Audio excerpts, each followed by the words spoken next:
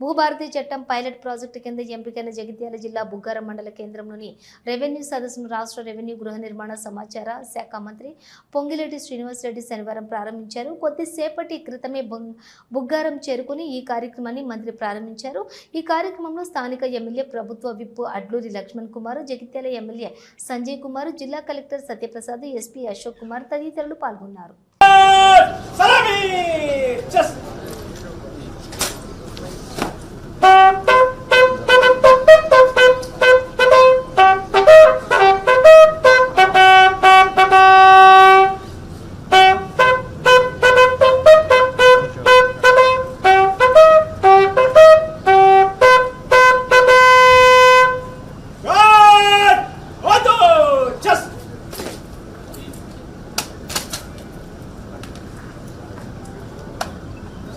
आपका निरीक्षण के लिए गार्ड हाजिर है। गार्ड भगाओ just guard sentry cutter guard विसर्जन ప్రజల పక్షాన తెలంగాణ భూభారతి చట్టం తెలంగాణ రాష్ట్రంలో ప్రతి రైతుకు గౌరవనీయులు జగిత్యాల జిల్లా కలెక్టర్ గారైన శ్రీ సత్యప్రసాద్ గారిని స్వాగత సుమాంజలు సమర్పిస్తూ దయచేసి విచ్చేసిన వారంతా కూడా తమ తమ స్థానాల్లో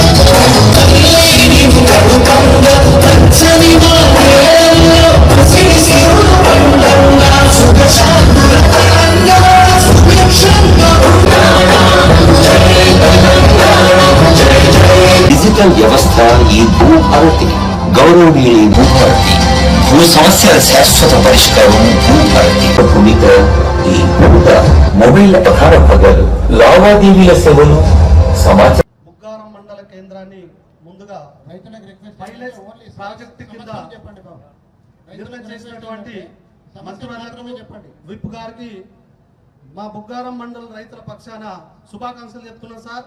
ఎన్నో సంవత్సరాల నుండి మా రైతులు గోసపడ్డారు.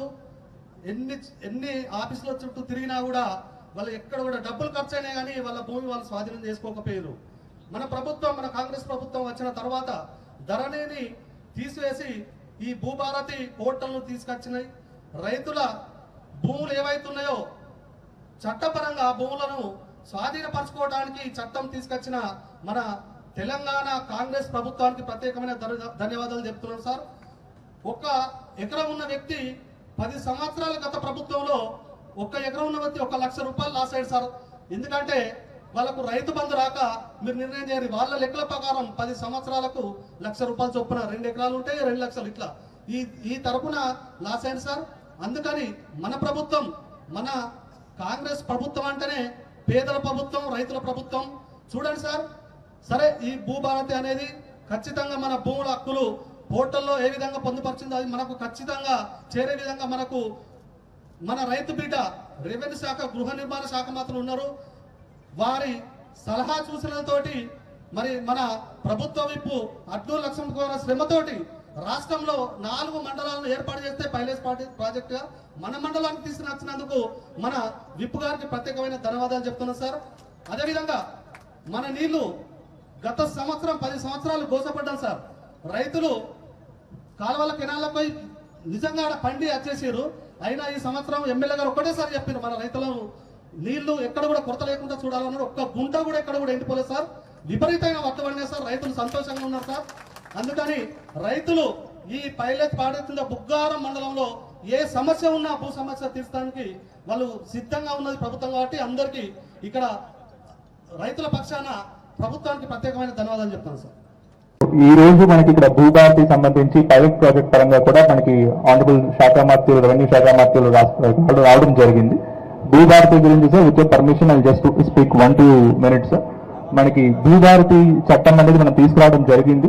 మనకి గవర్నమెంట్ అనేది క్యాబినెట్ కమిటీ ఫామ్ చేసుకొని 18 రాష్ట్రాల్లో ఉన్న రెవెన్యూ చట్టాలన్నీ కూడా ప్రాపర్ గా ప్రిపేర్ చేసుకొని ప్రాపర్ గా అంతా చూసుకొని వాటికి సంబంధించిన బెస్ట్ ప్రొవిజన్స్ అవన్నీ కూడా తీసుకోవడం జరిగింది. మనకు కూడా చట్టం తీసుకొచ్చి మనకి ఏమైనా అప్డేట్స్ ఫీడ్బ్యాక్ ఉన్నాయి కూడా తీసుకొని ప్రాపర్ గా భూభారతి చట్టాన్ని మొత్తం అంతా తీసుకొని ఇంత ముందు చట్టాల్లో ఏవైతే తప్పులు ఉన్నాయో అవన్నీ కూడా జరగకుండా ఉన్నట్టుగా కూడా మనం తీసుకోవడం రావడం జరిగింది.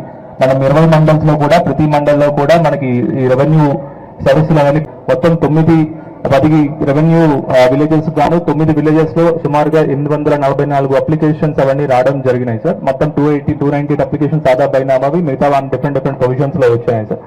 ఇది కాకుండా మనకి భూభారతి చట్టంలో కూడా ఒక సమ్మరీ చెప్పడం అంటే అందులో మనకి మోస్ట్ ఇంపార్టెంట్ గా కూడా ఏదైతే మనకి గ్రామ రెవెన్యూ వ్యవస్థ ఏదైతే ఉందో విఆర్ఓ వ్యవస్థ అనేది ఏదైతే ముందు బంద్ అయిందో అవన్నీ సాదా బైనామా అప్లికేషన్లు ఏవైతే 2020 సంవత్సరంలో వచ్చాయో సుమారుగా 10 లక్షల అప్లికేషన్లు అవి కూడా మనకి చట్టంలో ప్రొవిజన్ లో పెట్టుకోవడం జరిగింది. సో ఈ విత్ డ్యూ టైం అవి కూడా మొత్తం అన్ని కూడా మనం క్లియర్ చేయబోతా ఉన్నాం. అలాగే మనకి రికార్డ్ ఆఫ్ రైట్స్ లో కానీ ఏమైనా రికార్డ్స్ లో ఏమైనా తప్పులు జరిగినా ఒప్పులు జరిగినా కూడా ముందున్న చట్టాల్లో మనం కోర్టుకి వెళ్లాల్సి ఉంటుంది. సో ఈసారి అలా కాకుండా మనకి అపీల్ ప్రొవిజన్స్ అనేది పెట్టుకోవడం జరిగింది. తహసీల్దార్ లెవెల్లో డిసిషన్ తీసుకుంటే ఆర్డీఓకి అండ్ కలెక్టర్ కి, ఆర్డీఓ లెవెల్లో డిసిషన్ తీసుకుంటే కలెక్టర్ అండ్ సీసీఎల్ఏ లెవెల్లో మన అపీల్ ప్రొవిజన్స్ కూడా పెట్టుకోవడం జరిగింది. మోస్ట్ ఇంపార్టెంట్లీ ఇంత ముందు చట్టాల్లో ఏదైతే మనకి ఎంక్వైరీ ప్రొవిజన్స్ అయితే లేవో అవన్నీ కూడా తీసేసి మొత్తం ప్రాపర్ గా ఎంక్వైరీ చేసుకున్న తర్వాత మాత్రమే మనం డెసిషన్ తీసుకునే సదుపాయం కూడా కల్పించుకోవడం జరిగింది భూభారతి చట్టంలో. దీనివల్ల ఏవైతే మన సక్సెషన్ మాడ్యూల్స్ లో కానీ డిఫరెంట్ మాడ్యూల్స్ లో మనకి ఏవైతే గ్రౌండ్ లెవెల్ ఇష్యూస్ వస్తా ఉన్నాయో అవన్నీ కూడా మనకి భూభారతి చట్టంలో అవన్నీ రాకున్నా కూడా పకడ్బందీగా ప్లాన్ చేసుకోవడం ఇవన్నీ కూడా మనకి మొత్తం జరుగుతూ ఉన్నాయండి. సో ఇటువంటి చట్టాన్ని మనం తీసుకొచ్చి ఇక్కడ మన పైలట్ ప్రాజెక్ట్ కింద ఈ మండలంలో తీసుకొని మనకి 744 అప్లికేషన్లకు మనం తీసుకోవడం జరిగింది. నెక్స్ట్ 1 వీక్ లో మనకు వచ్చిన అప్లికేషన్స్ అన్ని కూడా మనం ఈ మండలంలో వచ్చిన ఈ విలేజ్ వచ్చిన కూడా క్లియర్ చేయబోతా ఉన్నాం. అలాగే జూన్ 2వ తారీఖు నుంచి మొత్తం జిల్లా మొత్తంలో ఉన్న 385 గ్రామ పంచాయతీల్లో కూడా ఈ చట్టాన్ని పకడ్బందీగా విత్ రెవెన్యూ డిపార్ట్మెంట్ ద్వారా మనము పకడ్బందీగా మొత్తం అంతా కూడా ఇంప్లిమెంట్ చేయబోతా ఉన్నామని. సో ఈ అవకాశం ఇచ్చినందుకు ధన్యవాదాలు తెలుపుతూ సభని ముందు తీసుకెళ్లాల్సింది. ఇక మన భూభారతి ఆనాటి ధరణితో వచ్చిన కష్టాలు తెప్పల్లో ఇబ్బందులు ఆనాటి దొరవారు 4 గోడల మధ్య 4 వ్యక్తులు వారి స్వార్థం కోసం తయారు చేసింది ధరణి అయితే ఈ భూభారతి పేదవాడి కోసం లక్షలాది మంది ప్రజల అభిప్రాయాలను సేకరించి వారి అభిప్రాయాలకు అనుగుణంగా దేశవ్యాప్తంగా 18 రాష్ట్రాల్లోని అనేక చట్టాలని క్షుణ్ణంగా పరిశీలించి వాటిలో ఉన్న మంచినంతా సేకరించి అసెంబ్లీలో ఒక చట్టం రూపంలో దాన్ని ప్రవేశపెట్టి తర్వాత మళ్లీ ప్రజలతో చర్చించి మేధావుల అనుభవాన్ని రంగరించి అద్భుతంగా తీర్చిదిద్ది దేశంలోనే ఒక రోల్ మోడల్ రెవెన్యూ చట్టం అంటే అది తెలంగాణలోని భూభారతి 2025 చట్టాన్ని గౌరవ ముఖ్యమంత్రి రేవంత్ రెడ్డి గారి సూచనలతో అధికారులు అనధికారులు అనేక మంది మేధావులు తయారు చేసిన ప్రతి వ్యక్తికి ఒక చుట్టములా ఉండే మన ఈ భూభారతి చట్టం ఈనాడు తెలంగాణ ప్రజలకి గౌరవ ముఖ్యమంత్రి రేవంత్ రెడ్డి గారి చేతుల మీదుగా గత నెల 14వ తారీఖు నాడు మహానుభావుడు డాక్టర్ బిఆర్ అంబేద్కర్ గారి జయంతిని పురస్కరించుకొని తెలంగాణ రాష్ట్ర ప్రజలకి అంకితం చేసిన లగాయితు మొదటి విడత పైలట్ గా రాష్ట్రంలో 4 జిల్లాలలో 4 మండలాలని ప్రజల వద్దకే రెవెన్యూ గ్రామాలకే రెవెన్యూ వ్యవస్థని ఎంఆర్ఓ స్థాయి అధికారుల్ని వారి టీముని పంపించి అప్లికేషన్తో సహా ప్రభుత్వమే రెవెన్యూ గ్రామాలకు పంపించి వారి సమస్యలని ఆ అప్లికేషన్ మీద టిక్కు పెడితే అక్కడికక్కడ పరిష్కరించేవి కొన్నుంటే మరికొన్ని ఎంఆర్ఓ ఆఫీసులో కూర్చొని పరిష్కరించేవి మరికొన్నుంటే సర్వే చేసి పరిష్కరించేవి కొన్నుంటే ఇలా మొదట 4 మండలాలలో సుమారు 13,000 అప్లికేషన్లు వచ్చాయి. వాటన్నిటినీ జూన్ 2వ తారీఖు రాష్ట్ర అవతరణ దినోత్సవం నాడు పరిష్కరించే బాధ్యత అధికారులకు ఇచ్చి ప్రతి అంశంలో ప్రతి సమస్యకి పరిష్కారాన్ని కనుగొనే విధంగా తయారు చేసిన ఈ భూభారతి చట్టము ద్వారా ఎంఆర్ఓ స్థాయి నుంచి సిసిఎల్ఐ స్థాయి వరకు అధికారాలని వికేంద్రీకరించి ఎక్కడా ఇబ్బంది కలగకుండా ఉండే విధంగా ఇందాక రైతన్నలు చెప్పినట్లు ఏ అధికారైనా తప్పు చేస్తే ఉద్దేశపూర్వకంగా రైతన్నలను ఇబ్బంది పెడితే అటువంటి అధికారుల మీద చర్య తీసుకునే అవకాశాన్ని కూడా ఈ చట్టంలో పొందుపరిచి ఈ చట్టం ద్వారా రెండో విడతగా రాష్ట్రంలో 28 మిగతా జిల్లాలలో 28 మండలాలలో మన బుగ్గారం మండలాన్ని కూడా గౌరవ లక్ష్మణ సూచనల మేరకు తీసుకోవటం జరిగింది. అందరి ఆదరాభిమానాలతో ఎమ్మెల్యే గెలవడం మొదటి నుంచి కూడా నా కుటుంబంతో కాంగ్రెస్ పార్టీతో ఉన్న సంబంధాలు కావచ్చు, మొదటి నుంచి విశేష అనుబంధంతో అదేవిధంగా ఇప్పుడున్న గౌరవ మంత్రివర్యులు ముఖ్యమంత్రి గారు మరి మళ్ళీ ఇందిరమ్మ కాలం వస్తుంది, ఆ ప్రభుత్వం వస్తుంది, అలాంటి పాలన తీసుకొస్తామతో ఈ ప్రభుత్వంతో కలిసి పనిచేస్తూ ఉన్నాం. నేను 1974-75 ఆ ప్రాంతంలో జగిత్యాలలో చదువుకున్నా కాబట్టి అప్పుడు నేను 8th 9th క్లాస్. అప్పుడు ఇందిరమ్మ ఇండ్ల శంకుస్థాపనకు అప్పటి ఇండ్ల మంత్రి స్థానిక మంత్రులు వచ్చి శంకుస్థాపన చేస్తే మా సొంత ఊర్లో అప్పుడు పాల్గొన్న అప్పటి ఇందిరమ్మ ఇండ్లు ఇప్పటి వరకు కూడా ఉన్నాయని చెప్పి ఈ సందర్భంగా తెలియజేస్తున్నాం. మళ్ళీ ఆ తర్వాత కొంత జరిగినా కానీ ఈ స్థాయిలో ఈనాడు కూడా జరగలేదు. మరి ఒక గృహ నిర్మాణ శాఖ మంత్రిగా ఒక పగడ్బందీగా గౌరవ పెద్దలు శ్రీ శ్రీనివాసరెడ్డి గారు చాలా గొప్పగా ఈ కార్యక్రమాన్ని ముందరు తీసుకెళ్తా ఉన్నారు.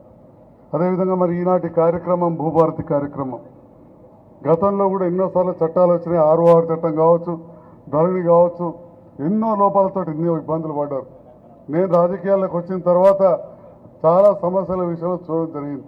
అంతకుముందు కూడా మా నాన్న అడ్వకేట్ కాబట్టి ఇప్పుడు మాట్లాడిన మా భాస్కర్ రెడ్డి అన్న కావచ్చు, వాళ్ళందరికీ కూడా సుపరిచితులే. చాలాసార్లు చూస్తుంటే ఈ కేసులు ఇవన్నీ తిరుగుతూ ఉంటాయి.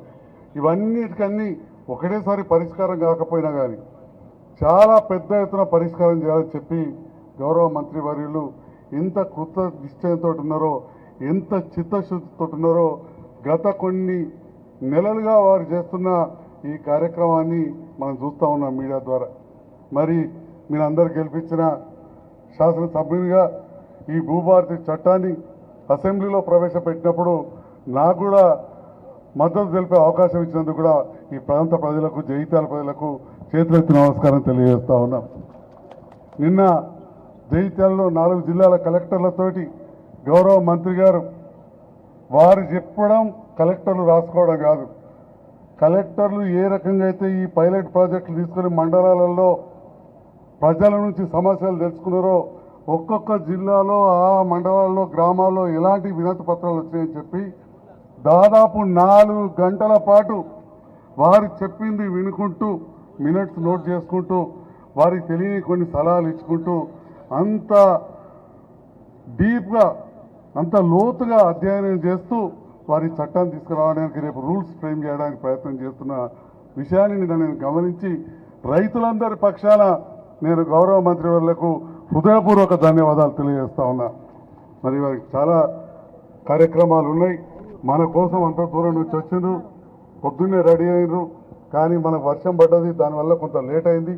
మరి ఎక్కువ మాట్లాడకుండా మన మంత్రి గారి నోట ఎన్నో విషయాలకు సంబంధించిన భూపై ఏదైతే వరకు ఉన్నటువంటి గతంలో మనకు ఏదైతే ఇబ్బంది జరుగుతుందో నెక్స్ట్ ఆర్టీఓ దగ్గర కానీ జాయింట్ కలెక్టర్ గారి దగ్గర కానీ కలెక్టర్ గారి దగ్గర అప్పీల్ చేసే అధికారం లేనటువంటి ధరణి చట్టాన్ని పట్టుకొచ్చిండ్రు, రెవెన్యూ చట్టాన్ని.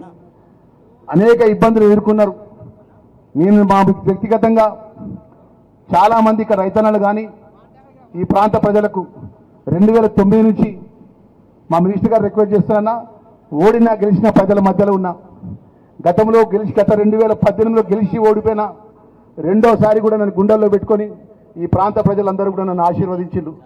మరి ఏదైతే మీరు రెవెన్యూ చట్టాన్ని తీసుకొచ్చి గత కొద్ది రోజుల నుంచి ఈ జిల్లాకు సంబంధించిన జిల్లా కలెక్టర్ గారి యొక్క నేతృత్వం లోపల రెవెన్యూ అధికారులంతా కూడా ఇల్లు ఆ మండలానికి సంబంధించిన మండల తహసీల్దారుల ద్వారా వారి అప్లికేషన్ తీసుకోవడం కానీ, ఆ భూమికి సంబంధించిన సమస్యల విషయంలో కానీ, వారి ఇబ్బందుల విషయంలో కానీ నేరుగా ఆ ప్రక్రియ మొత్తం కూడా పూర్తి చేసినటువంటి సందర్భం లోపల ఈరోజు గొప్పగా ఈరోజు ఈ మండలానికి సంబంధించిన రైతులతో నేరుగా మాట్లాడేటువంటి, ఇంకా రెవెన్యూ చట్ట భూపారి చట్టం లోపల ఇంకేమైనా వెసులుబాటు పరంగా రైతులకు మేలు చేసే విషయం లోపల నేరుగా రైతులతో మాట్లాడాలని చెప్పేసి ఈరోజు రైతు అవగాహన సదస్సు లోపల నేరుగా కేబినెట్ మినిస్టర్ గారు వచ్చి రైతులతో నేరుగా మాట్లాడడం అనేది ఇప్పటి వరకు రాజకీయ పరంగా 25 సంవత్సరాల ప్రజా జీవితంలో ఎన్నడూ కూడా చూడలేదన్న. అంటే రైతులు నేరుగా కలవాలనేటువంటి మంత్రి గారు వారి యొక్క సంకల్పం, ఒక ఆలోచన విధానం. మరి ఈరోజు దానిలో భాగంగా నేను ఎక్కువ మాట్లాడకుండా చివరిగా మా మిత్రులందరూ కూడా మనం చేసుకుంటున్నాం, దయచేసి రైతులందరూ కూడా ఏదైతే భూపార చట్టం విషయంలో పట నా ధర్మపురి నియోజకవర్గానికి సంబంధించిన చిన్న ఎగ్జాంపుల్ ఉదాహరణకు మా మంత్రి గారి ముందు పెడతా. ధర్మారం మండలంలో తాతలప్పుడు సాదా కాగితం మీద భూమి కొనుక్కున్నారు సార్. కొనుక్కొని కొడుకు 30 సంవత్సరాలు కూడా ఎంజాయ్మెంట్లో ఉన్నాడు. అనుభవ కాలంలో ఆయన పేరుంది కదా, నేను దుక్కి తిన్నుకుంటున్నా, కల్టివేషన్ చేసుకుంటున్నా, నాకు హక్కు ఉంటుంది కదా అని చెప్పి అనుకున్నాడు. ఆ రోజున్నటువంటి రాచరిక పరిపాలన, గడిలో పరిపాలనటువంటి మాజీ ముఖ్యమంత్రి కేసీఆర్ యొక్క నేతృత్వంలో పట ధరణి అనే ఒక భూతాన్ని పట్టుకొచ్చి ఆ అనుభవ కాలాన్ని మొత్తం తీసివేసినారు. తీసివేసినాక ధర్మారం మండలం ఉన్నటువంటి అత్యంత ఖరీదు గల 30 సంవత్సరాల కంటే చాలా ఖరీదు గల భూములు ఏర్పడ్డాయి అక్కడ. ఆ ఆసామి పోయి హైదరాబాద్లోని కొడుకు దగ్గర పోయి మీ తండ్రి గారు మీ తాతగారు సంతకం పెట్టిన సాదా కాగితం ఇచ్చినారు, నాకు అనుభవ కాలం పోయింది, నేను నా పిల్లలకు పట్టా చేయాలంటే ఇబ్బంది అవుతుంది, రిజిస్టర్ డాక్యుమెంట్ చేయాలంటే ఇబ్బంది అవుతుంది, దయచేసి మీ కాలంలో మీరు వచ్చిన ధరలో మీరు వచ్చి రిజిస్ట్రేషన్ చేయాలని చెప్పేసి అక్కడ ఉన్నటువంటి భూస్వాములను హైదరాబాద్ పోయి అడిగితే మేము ఎట్టి పరిస్థితుల్లో వచ్చేది ఉండదు, ఇప్పుడున్న మార్కెట్ రేట్ ప్రకారం డబ్బులు కడితే తప్ప మేము రిజిస్ట్రేషన్ ఆఫీసు రామన్న విషయం లోపల మన ఆపోజిషన్ పార్టీ నాయకుడిగా నా దగ్గరకు వచ్చి నన్న ఇట్లా ఉన్నది అంటే నేను కూడా వారిని రిక్వెస్ట్ చేసిన. పేదవాళ్ళు రూపాయి కష్టపడి తాతలు తండ్రుల నుంచి రూపాయి కష్టపడి ఆ భూమిని వాళ్ళు 30 సంవత్సరాలు సాగు చేసుకుంటున్నారు. మొత్తం ఆ ఊరు గ్రామాల ప్రజలందరికీ కూడా తెలుసు. ఇప్పుడు ఆ కాగితం ధరణి అనే ఒక కాగితంతో మీరు ఇబ్బంది పెడితే మంచిది కాదంటే అవన్నీ మాకు తెలియదండి, మాకు కావాల్సింది మార్కెట్ రేట్ మీద 50% అని డబ్బులు ఇవ్వాలని చెప్పేసేటువంటి పరిస్థితుల పట్ల ఏ రోజైతే మీ భూభారతి రెవెన్యూ చట్టాన్ని డాక్టర్ బిఆర్ అంబేద్కర్ గారి యొక్క జన్మదినాన్ని అమలు చేసిన తర్వాత ఆ చట్టంకు ఉన్నటువంటి ఏదైతే వెసులుబాటు, ఏదైతే రైతన్నులకు జరిగేటువంటి మేలు చేసే విషయంలో పట్ల ముఖ్యంగా ఒక వ్యక్తిగా లక్ష్మణ్ కుమార్గా నన్ను గుర్తుపట్టాలంటే ఆధార్ కార్డు కావాలి. ఆధార్ కార్డు ద్వారా Adduru Lakshman Kumar son of Nagaiah reason of Dharmapuri ఏ విధంగా ఆధార్ కార్డు మన జాతీయ స్థాయిలో మనల్ని గుర్తుపట్టే విధంగా భూధార అనే ఒక కార్డు పట్టుకొచ్చే విషయంలో పట్ల ఆ సంకల్పం గొప్ప సంకల్పం అన్న. దాంట్లో మ్యాప్ కూడా పెడుతున్నారు. దాంట్లో నేను ఒక జిల్లా పరిషత్ చైర్పర్సన్గా పనిచేసినాను కాబట్టి పూర్తిగా ఈ చట్టాన్ని చదివిన విషయంలో పట్ల ఏ ఒక్క రైతు కూడా ఇబ్బంది జరగకుండా ప్రక్షాళన జరిగి ఆ రైతుకు రైతు పిల్లలకు కూడా పూర్తి హక్కు ఉండే విధంగా ఆ రెవెన్యూ చట్టాన్ని తీసుకొచ్చినందుకు మరొక్కసారి మనస్ఫూర్తిగా ధర్మపురి నియోజకవర్గ ప్రజల పక్షాన రైతుల పక్షాన మనస్ఫూర్తిగా వారి ధన్యవాదాలు తెలియజేసుకుంటూ మరి ఈరోజు ఇంత గొప్ప కార్యక్రమం లోపల మా రైతులు ఎవరైనా ఈ భూభారత్ చట్టం విషయంలో పట్ల గత కొన్ని రోజుల నుంచి మండలంలో పుగ్గార మండలంలో జరుగుతుంది ప్రతి గ్రామంలో. మరి ఈ చట్టం సంబంధించిన విషయంలో పట్ల ఈ మండలానికి సంబంధించిన ఏదైనా ఒక రైతు ఆ మైక్ తీసుకెళ్తే వారి యొక్క అభిప్రాయాన్ని ఒక 2 నిమిషాల లోపల ఈ చట్టంలో అభిప్రాయం చెప్తే బాగుంటుందని చెప్పేసి మనవి చేసుకుంటూ పెద్దలు గారు వారు ప్రొసీడింగ్స్ అందుకుంటున్నారు. అమ్మా నా పేరు గీత, నా భర్త చనిపోయిండు. నేను చాలా ఇబ్బందుల్లో ఉన్నా. నాకు ఈ భూభారతి కొత్త రెవెన్యూ చట్టం ద్వారా నాకు గ్రామానికి వచ్చి మన సమస్యలు పరిష్కరించినందుకు చాలా ఆనందంగా ఉంది. తొందరగా కూడా పని జరిగినందుకు చాలా ఆనందంగా ఉంది.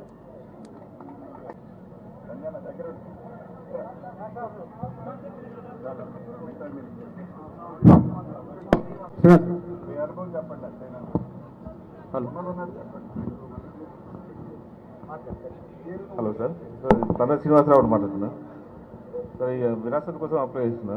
1 వీక్ లోపు ఎంక్వైరీ చేశారు, ప్రొసీడింగ్ కంప్లీట్ చేసింది సార్. సంతోషంగా